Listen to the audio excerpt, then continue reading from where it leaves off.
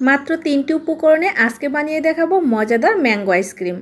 বানানো খুবই সহজ আর খেতে ভীষণ মজাদার। এখন পাকা আমের সিজন, আপনি চাইলে খুব সহজে ঘরে বানিয়ে নিতে পারবেন এরকম মজাদার ম্যাঙ্গো আইসক্রিম। ঘরেই যদি এরকম মজাদার আইসক্রিম বানানো যায় তাহলে আর দোকান থেকে কিনে খেতে হবে না। আসসালামু আলাইকুম everyone, welcome back to my channel. আশা করছি যে যেখান থেকে আমার আজকের ভিডিওটি দেখছেন সকলে অনেক অনেক ভালো আছেন এবং সুস্থ আছেন।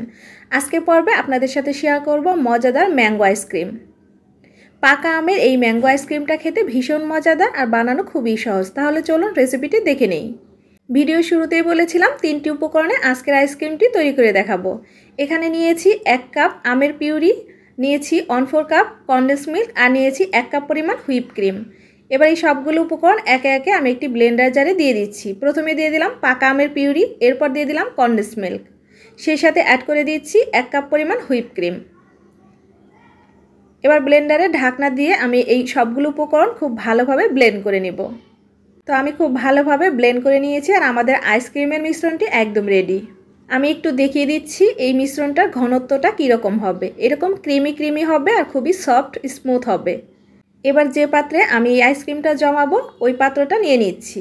আমি এখানে একটি মোল্ড ব্যবহার করছি। আপনি চাইলে যে কোনো প্লাস্টিকের বাটি কিংবা যে কোনো মোল্ডে আপনি এই আইসক্রিমটা জমাতে পারবেন। এবার মোল্ডে আমি ঢেলে নিচ্ছি। হাত দিয়ে আমি এই মোল্ডটাকে একটু ট্যাপ করে নিচ্ছি, এতে করে আইসক্রিমের মিশ্রণটা খুব ভালোভাবে সেট হয়ে যাবে।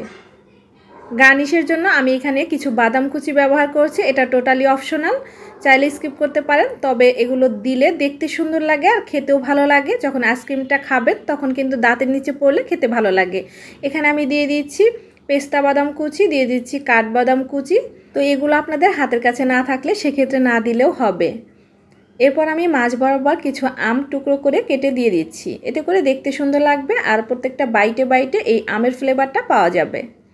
এবার এর উপরে ফয়েল পেপার দিয়ে আমি খুব ভালোভাবে মুড়িয়ে ডিপ ফ্রিজে রেখে দিব 12 ঘন্টার জন্য। ফিরে আসছি 12 ঘন্টা পর। তো ফিরে এলাম 12 ঘন্টা পর, আর এরই মাঝে আমার আইসক্রিমটা কিন্তু পুরোপুরি একদম জমে গিয়েছে। আমি 1 থেকে 2 মিনিটের মতো অপেক্ষা করেছি কিছুটা নরম হয়ে যাওয়ার জন্য। তো কিছুটা নরম হয়ে গেলে এবার আমি একটি বাটিতে সার্ভ করে নিচ্ছি। এটা খেতে ভীষণ মজাদার, বানানো কিন্তু খুবই সহজ। মাত্র 3টি উপকরণ ঘরে থাকলে আপনি সহজে বানিয়ে নিতে পারবেন দোকানের মতো এরকম মজাদার ম্যাঙ্গো আইসক্রিম। আর যাদের ঘরে বাচ্চা আছে তাদের তো কোনো কথাই নেই, বাচ্চারা কিন্তু আইসক্রিম খেতে খুবই পছন্দ করে। আপনি চাইলে বাইরের দোকান থেকে না কিনে ঘরে এরকম বানিয়ে দিতে পারেন। আশা করছি ছোট থেকে বড় সকলেই পছন্দ করবে। আর কার না আইসক্রিম পছন্দ বলেন তো, সকলেরই আইসক্রিম খুবই প্রিয়। তাই আপনি চাইলে এভাবে ঝটপট ঘরের মধ্যে বানিয়ে দিতে পারবেন এরকম মজাদার ম্যাঙ্গো আইসক্রিম। আর বানালে অবশ্যই আমার সাথে কমেন্ট বক্সে শেয়ার করবেন আপনাদের আইসক্রিম কেমন হয়েছে। আশা করছি আমার আজকের আইসক্রিমের রেসিপিটা সকলের কাছে ভালো লেগেছে। রেসিপিটা ভালো লাগলে অবশ্যই চ্যানেলটা সাবস্ক্রাইব করে নিয়মিত চ্যানেলের সাথেই থাকবেন। লাইক শেয়ার কমেন্টস করতে ভুলবেন না। সবাই ভালো থাকবেন, সুস্থ থাকবেন। আজকের ভিডিও এ পর্যন্তই। সবাইকে অনেক অনেক ধন্যবাদ। আল্লাহ হাফেজ।